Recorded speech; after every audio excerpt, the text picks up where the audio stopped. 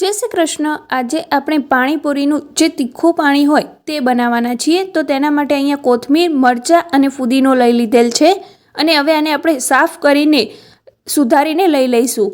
તો આપણે સાથે જે ફુદીનો અને લીલા ધાણા હતા તેને આ રીતના સાફ કરીને રફલી સુધારી લીધા છે અને જે કોથમીર હોય તેમાં જે પાછળના ડાળીના ભાગ હોય એ પણ આપણે લઈ લીધા છે, જે કૂણા કૂણા હોય એને પણ અંદર આપણે ક્રશ કરી લઈશું। સાથે જ તમારે જેવું તીખું પાણી જોતું હોય એવા લીલા મરચાં ઉમેરવાના છે। સાથે જ આપણે આમાં ઠંડુ પાણી એડ કરવાનું છે, જે ફ્રીઝનું હોય તે। તો હવે આપણે એને ક્રશ કરવા માટે આ રીતના એક મિક્સચર જાર લઈ લીધેલું છે, તેમાં ફુદીનો, કોથમીર અને મરચાં એડ કરી દઈશું।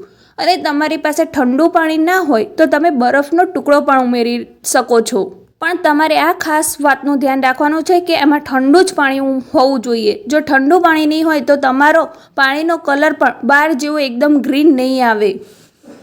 તો જો આ રીતના બધું એડ થઈ જાય એટલે લાસ્ટમાં પાણી ઉમેરી દેવું અને એને સારી રીતે ક્રશ કરી લેવું મિક્સચરમાં। એક સ્મૂથ મસ્ત મજાની પેસ્ટ જેવું એને ક્રશ કરી લેવાનું છે આ રીતના। તો જો સરસ મજાનું ક્રશ થઈ ગયું છે આપણું જે મિશ્રણ હતું એ। હવે આને આપણે એક મોટી તપેલીમાં નીકાળી લઈશું। જો હવે તમારે બીજું જેટલું પાણી જોતું હોય એટલું તમે આમાં એડ કરી શકો છો।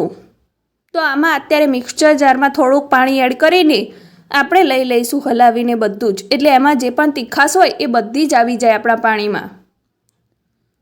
જો આ રીતના એમાં એડ કરી દેવાનું અને એને સારી રીતે હલાવી લેવાનું। તો જો એકદમ સરસ બાર જેવો ગ્રીન કલર આપણો આવી ગયો છે। હવે આમાં આપણે બીજા કોઈ જ મસાલા નહીં ઉમેરીએ, ઘરનો જ મસાલો ઉમેરીશું, જેમાં આપણે મીઠું હોય તે એડ કર્યું છે। મીઠું તમારા ટેસ્ટ પ્રમાણે તમારે એડ કરવાનું છે। સાથે જ આપણે આમાં સંચળ પાવડર ઉમેરીશું અને સાથે જ ચાટ મસાલો ઉમેરીશું। આમાં બધા બહારનો જે પાણીપુરીનો મસાલો મળે છે તૈયાર પેકેટમાં એ પણ એડ કરતા હોય છે, પણ આપણે એને એડ નથી કર્યો, આપણે રેગ્યુલર મસાલામાંથી જ આને બનાવ્યું છે।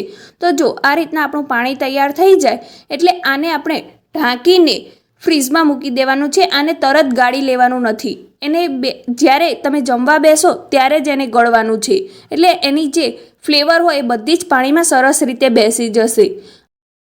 પાણીને તમે જ્યારે ગાળશો ત્યારે તે આ સિચ્યુએશનમાં આવશે। જુઓ કેટલું સરસ લાગે છે।